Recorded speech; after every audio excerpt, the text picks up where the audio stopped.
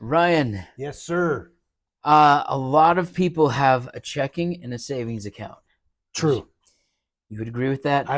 Not everyone though, but yeah, most Most, people. Yeah, I'm a just lot messing. of people, Yeah, a lot of people, a not lot of all people. people. Some people just have cash. They work on the cash game. This is true. This is true. Um, my thought is that works. Having a checking and a savings account, it works until it doesn't.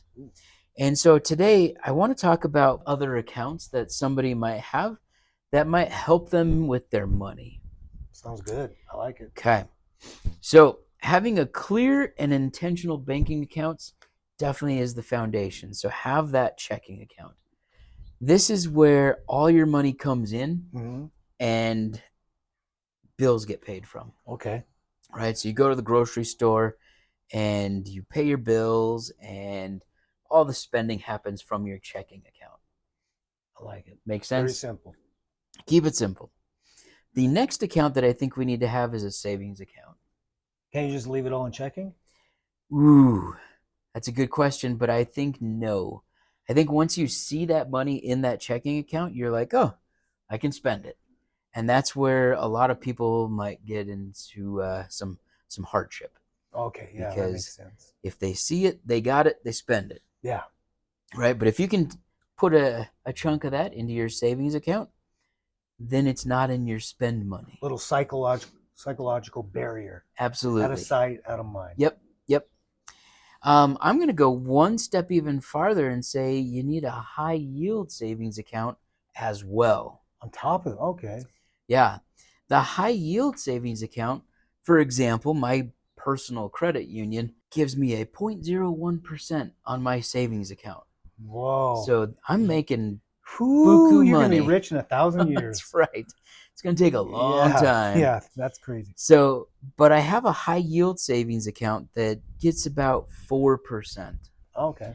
So my savings account I use that more as like things that are unexpected, but not like an emergency, Oh, okay. right? It's a bigger ticket item. I've got the money, but it's not an emergency. So that's why I have that high yield is where my emergency fund lives because it's making more money Yeah. and it's doing its thing. My savings account, if I need to hit into it for a couple extra bucks, that's what that's there Oh, for. okay. I see why you have two then. Yeah.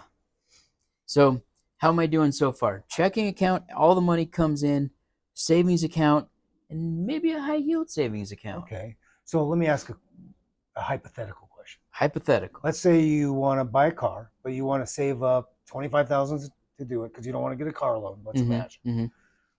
How would you go about that? I would put that money probably back into the high yield savings account. Okay. That way it's making that 4% versus the 0.01%. And it's still set up over that way. Okay. So, for example, if you were able to put $600 in every month for a future car, you would put that from your checking account into the high yield every month until you got to that 25,000. Yeah. Okay. Well, that's good strategy. Yeah. So that's so far how I would look at them and be like, you know what, try to maximize your money when you can. Well, and the good thing about that high yield savings account that right now is 4%, that can fluctuate, of course. You get to that $25,000 sooner. Yeah. So you can have that car sooner versus just putting it in that terrible savings account rate one. So basically you're making nothing. Yeah, absolutely. So it speeds up the time too. It might only pull off maybe a year. Yeah, maybe a year's a year. You know. I'll so take yeah, a year. Absolutely, Heck, for sure. Yeah. If I'm doing what I need to and I'm putting money away and it's growing with me, everything's working together. Yeah. So the other thing that I'm going to throw out there before we move on to another account is put things on autopay or auto distribution. Yep. Right? So when my wife and I, when we get paid, all the money gets thrown into the checking account, but it's automatically set out to put stuff into different accounts, right? So it automatically throws it into the savings. It automatically pays the phone bill. It automatically does stuff. Yeah. No, I think that's smart. Yeah. I Yeah. think that eliminates a lot of our stress as well, where we don't have to think about, was this bill paid, or are we making sure we're setting money aside? So it's automatically doing it for us. I like it. The other thing that my wife and I have that, this one is just one of those optional ones, but I'm getting a little bit personal here. We've actually set ours up where one of the distributions is our own personal accounts. Oh, So okay. I've got my own personal checking and savings account, and my wife has a checking and savings account as well. Oh, Another one. and that money comes from the main checking account, It comes from the like main checking account. once a month or whenever Yeah. it's done. So we've set up an allowance. Okay. And so all the money gets put into the main one, and then one of that distributions is to us. This is our allowance. So why do you do that? This way, we don't really argue over whose money it is, and I can spend on stuff that my wife would never in 1,000 years spend money on. And she can't get mad. And she can't get mad. Right? Conversely, she can do that too, and you can't get mad. Absolutely. Okay. I like that. That's a good strategy. And so, I've got my savings account. I'll put some money aside from my allowance, and I'll spend all the rest of it, but I can't get in trouble. Yeah.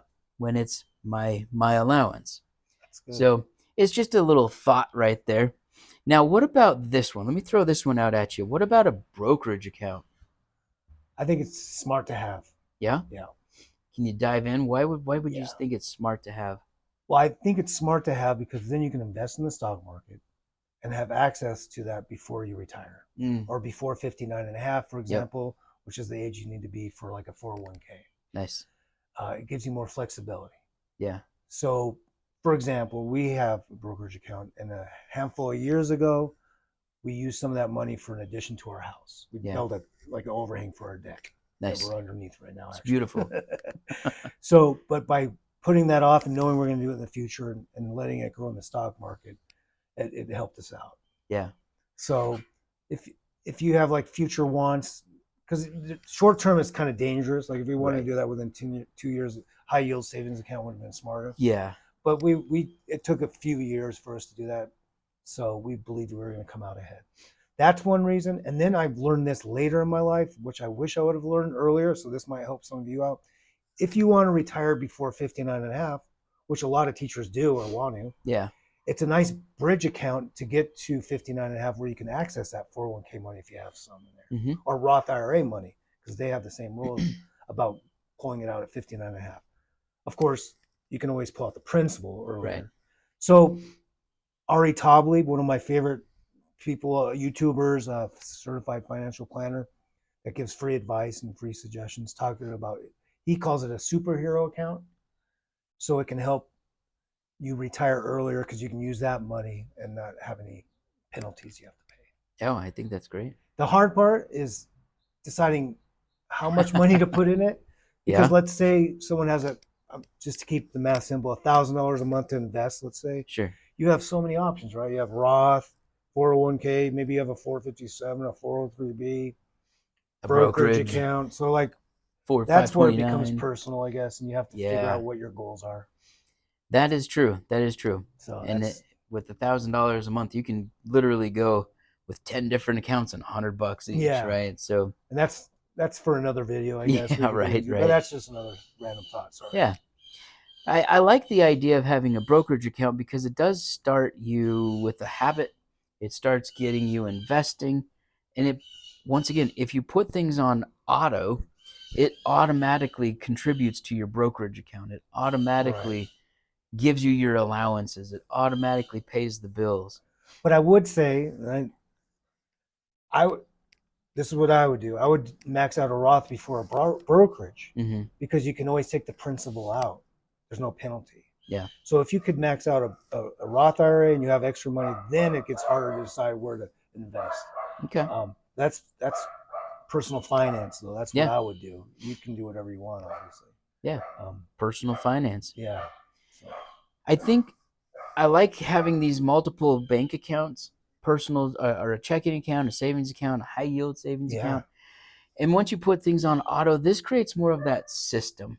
right? We're not just going to the spreadsheet and we're not just looking stuff up and looking at our account and seeing if we have money that we didn't spend yet.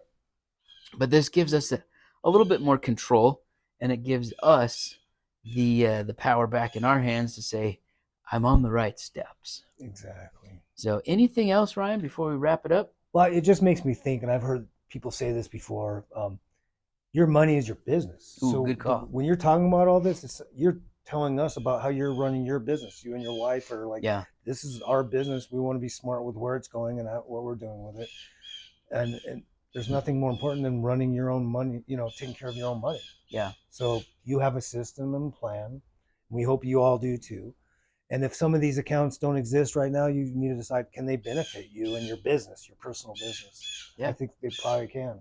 Absolutely. So, yeah, perfect. Cool. Well, thanks, everybody. Let us know your comments down below, and we'll catch you on the next one. See ya.